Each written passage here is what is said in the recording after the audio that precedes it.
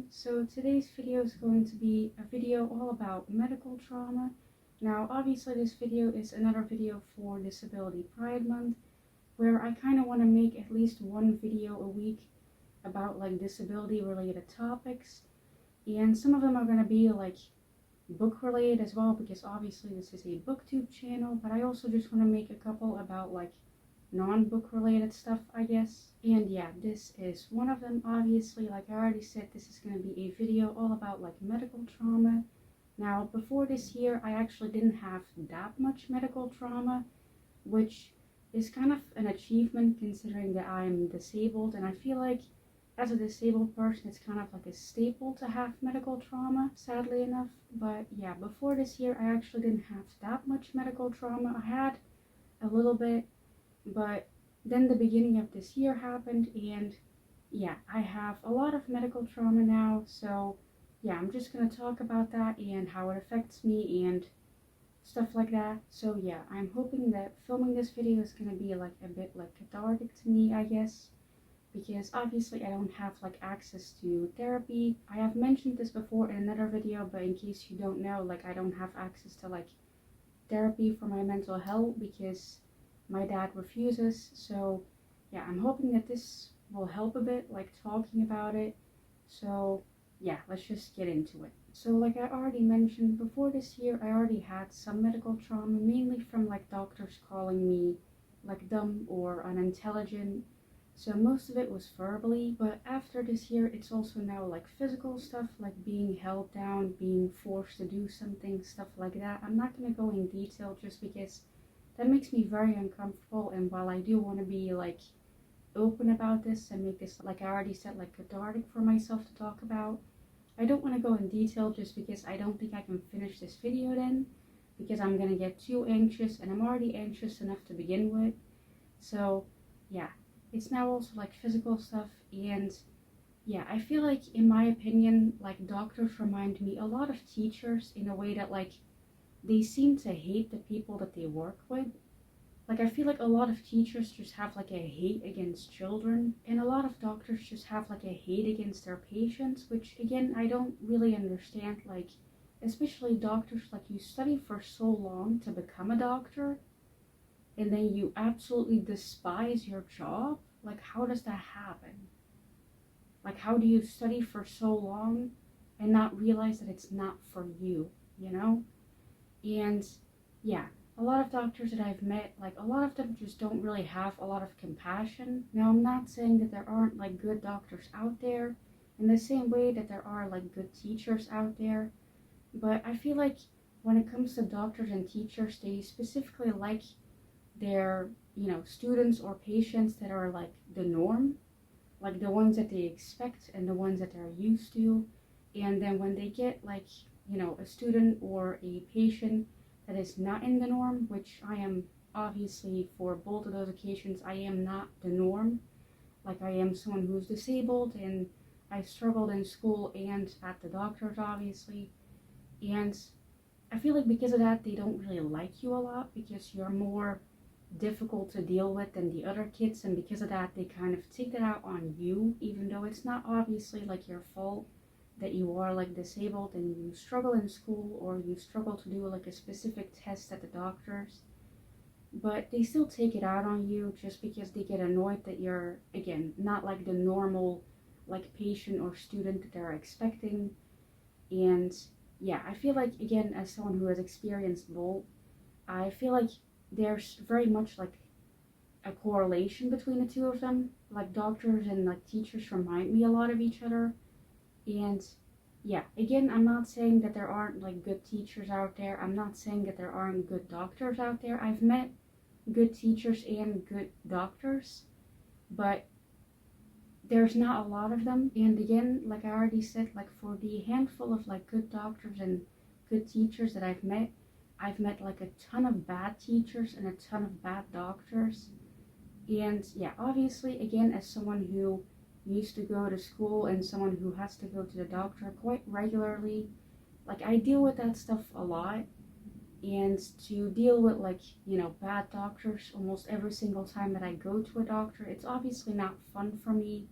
Like, it makes me feel bad, it makes me feel like I'm the issue, and obviously I'm not the issue. Like, it's not my fault that I'm disabled and I'm young and they expect me to be healthy just because I'm young.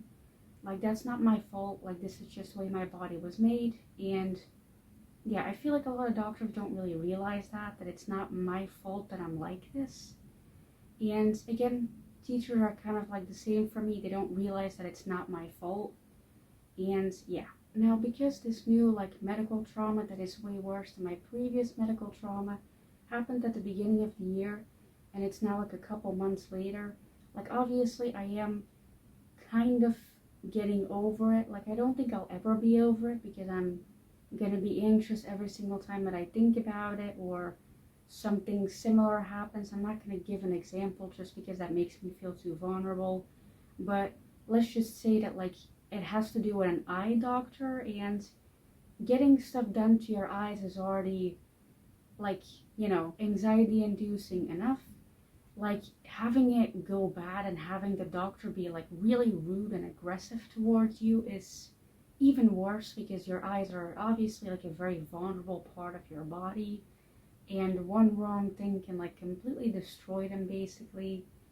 Like, obviously having a doctor be really aggressive during an exam like that is traumatic to begin with, but trying to get over all of that without like the help of therapy is obviously a lot more difficult, because I basically have to do all of it, and I basically just have to Google like, how do you get over medical trauma? Please help me. I'm crying every single night. Like, obviously that's not a great way to go about it, but that's the only way I had to like make it work, I guess. And obviously, like I already said, I am doing better now, but yeah, even though I am excited now about the fact that I have glasses that I actually like, because my previous pair of glasses, I really didn't like the way that they looked, because my parents picked them out for me and refused to let me pick like another pair that I liked better. But this time I was able to pick them out for myself, and I really like them. Problem is that whenever I see them, I'm reminded of who gave me the prescription for those glasses. So yeah, it's not great. Makes me feel very anxious, but yeah. Now, like I already mentioned, my dad is very much against me getting therapy. Like, I actually tried convincing him a couple months ago, I think, and he just asked me why, and why I couldn't just talk to him about it, which I find very interesting, considering the fact that whenever I try to have a conversation with him, it just ends up in an argument because he's being like racist, homophobic, transphobic, or whatever. And yeah, I can't exactly talk to him about it because it's not going to be a fun conversation. Not that talking about your mental health is fun to begin with, but especially with someone like him, it's even less fun. So yeah, I find it very interesting that now, a couple months after I got my new medical trauma, that he got medical trauma from a surgery that he had to get, and the doctors being really rude towards him and being like physically aggressive with him. And I obviously don't find that funny, but I do find it like interesting that he was, complaining to me about his medical trauma, and I was supposed to like, show remorse and show like respect towards it, and I obviously did. But then when I do the same, he doesn't show any of that towards me, because I'm too young to experience medical trauma, I guess, which I don't understand, because I'm literally disabled and I go to the doctor like every single month. But yeah, now obviously I'm not going to make fun of the fact that he got medical trauma. Like, I don't think it's funny at all.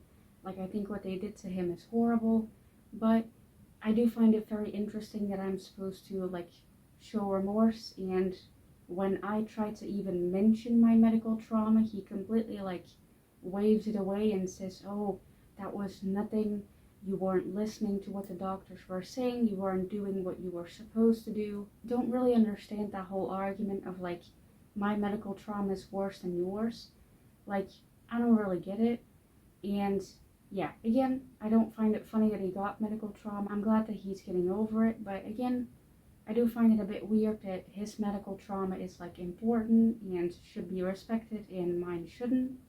So yeah, Now, obviously, I am probably going to get more medical trauma in the future. I wish that wasn't the case, but I am disabled and I am chronically ill, so I am going to go to the doctors, and inevitably, at least like 80% of those doctors are going to say something that will not be okay at all, or are going to do something that is not okay at all.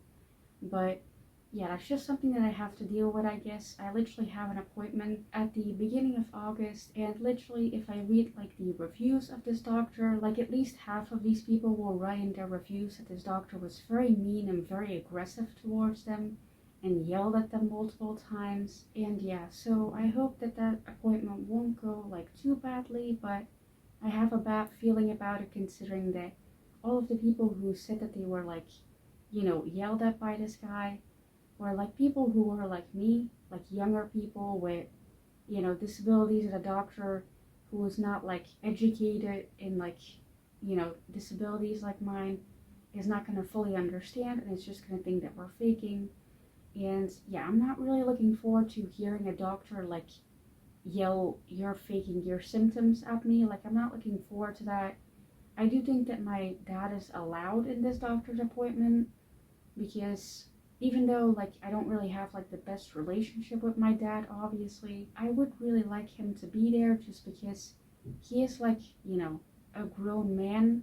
And I feel like doctors, especially doctors who are also grown men, I feel like they take fellow grown men way more seriously. And if my dad just kind of like says my symptoms right after I say them and like confirms them, I feel like he might take me more seriously. I've had that experience in the past where doctors will not take my symptoms seriously, and then my dad will be like, "Hey, she actually has these symptoms, she's being serious." And then doctors will be like, "Oh, we'll immediately like see what's going on." And I feel like, again, they take him more seriously than they take me seriously. So yeah, I do hope that he gets to be at this appointment with me. Now, I feel like one last thing that I just want to mention is I find it really interesting how for doctors, like these medical appointments that give me literal like medical trauma for years and probably my entire life, are just like regular Monday afternoons for them. Like, I find that really interesting. Like, I thought about that right after I got the medical trauma that I got at the beginning of the year. And I thought about how I left that doctor's office literally like wanting to cry in public for the first time, because I'm not someone who allows myself to cry in front of people unless it's like really, really, really bad. I can literally count the amount of times that I've cried in front of someone like on 3 fingers. Like, it hasn't happened that often. And so yeah, for me to want to like cry in public and actively have to like stop myself from crying in public obviously shows just how bad it was. And all I kept thinking when I was going home, and again struggling to hold my tears back, was how she just like moved on with her life. Like, she sent me out of that room with medical trauma and just called in a new person. And I find that like so funny. Like, it makes me sad, but it also just makes me laugh, because like, imagine doing that. Imagine just like traumatizing someone for the rest of their life and then just like moving on. Like, how do you do that? Like, how do you live with yourself afterwards? Like, does she remember that? Like, does she realize that she caused me medical trauma? Could she see the fear and horror in my eyes, or did she just not? Because at this point in her career, she's like desensitized to it. She's just like, ah, yes, another patient that I traumatized, moving on to traumatizing the next person. Like, how do you do that? Like, I genuinely cannot think of like a way to not think about that when you're like on your deathbed. Like, you're about to die and you're just like, wow, remember all of those people that I gave medical trauma to? Like, I must have ruined their lives. Like, I don't understand like being able to live with yourself after that, I guess. But yeah, anyway, I'm gonna end the video here. I hope that this was at least like kind of interesting. I know it was just me like talking about stuff and not really, recommending you any books or anything like that. But I feel like videos like this are, again, very cathartic for me to film. And while they do take like a lot of like mental effort to film, because obviously I'm trying to, like talk about stuff that is very difficult for me to talk about. And yeah, obviously these videos are very difficult for me to film, but I am very glad that I did it. I hope that you guys enjoyed this video. I don't know if you can enjoy a video like this, but I hope that at least you found it like a bit interesting, and I hope that you maybe consider subscribing, because I usually don't say stuff like this, but I am almost at like 200 subscribers and I'm very excited about that, and it actually made me like more excited to film today, I guess. Like, I am very anxious every single time that I turn on the camera, and I don't particularly like enjoy filming, but I do feel like it's a way for me to talk about stuff, because again, I don't really have anyone else. So yeah, if you want to subscribe, you can. And yeah, thank you for watching, I guess, and bye.